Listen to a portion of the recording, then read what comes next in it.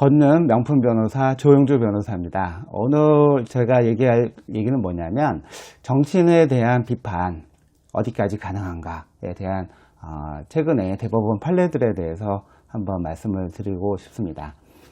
최근 그 통합진보당의 그 대표였던 그 이정희 씨와 그 변호사인 그 남편이 그 방송국의 그 담당자와 방송국을 상대로 한 소송에서 대법원 판결이 원심을 파기하고 손해배상이 인정되지 않는다는 결정을 한 사실이 있습니다. 그러니까 무슨 내용이냐면 이정희 씨한테 또 그 남편한테 뭐 종북이라는 평가를 내리는 그런 프로그램이었던 것 같습니다.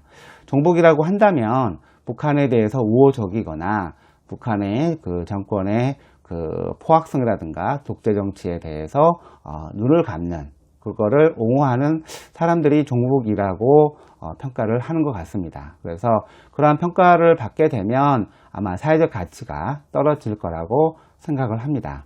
그런데 대법원이 그 판단에서 중요하게 생각한 건 뭐였냐면 이정희 씨 같은 분은 유명하기도 하고 국회의원도 했고 언론에도 많이 나오고 사회적 영향도 크죠. 이런 사람을 우리가 공적 인물이라고 얘기를 합니다.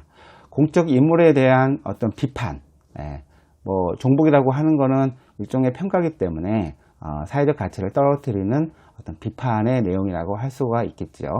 근데 이 공적 인물에 대한 비판의 수준은 넓게 인정이 되어야 된다는 겁니다.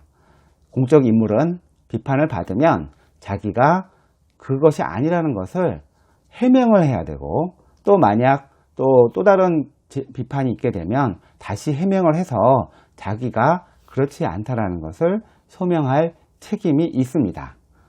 그런 책임을 무시하고 뭐 무조건 그 얘기를 듣는다고 해서 그에 대해서 손해배상을 청구하는 것은 우리나라 대법원에서는 인정할 수 없다라고 한 것이고, 그 이외에도 종북이라는 표현 때문에 그 이재명 그 도지사가 자기를 종북이라고 한 사람에 대해서 명예훼손으로 고소한 사건에서도 대법원은 동일한 취지로 이재명 씨 같은 공적 인물에 대해서 어떠한 평가를 하는 거에 대해서 명예훼손이라고 할 수가 없고, 그 이재명 도지사가 자기가 종북이 아닌 거를 여러 가지 자료로 해명을 해서 알려주면 되는 것이지, 뭐 그렇게 그 높은 자리에 있거나 유명한 사람들이 고소고발로 자기의 어떤 비판을 막는 것은 옳지 않다라는 것입니다.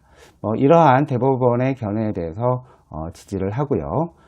앞으로도 이런 공적 인물들은 어떤 자기에 대한 비난을 그게 어떤 공격이다라고 생각하지 마시고 그거에 대해서 충분히 소명할 수 있는 기회와 능력이 되기 때문에 본인이 그렇지 않다라는 것을 적극적으로 해명한다면 오히려 그게 더 진실에 가까울 수가 있기 때문에 그런 식으로 문제를 해결해야 되지, 형사고소를 한다든가 손해배상 청구를 하는 것은 옳지 않다고 생각을 합니다. 이상 오늘의 명품 변호사의 판결 이야기를 마치도록 하겠습니다.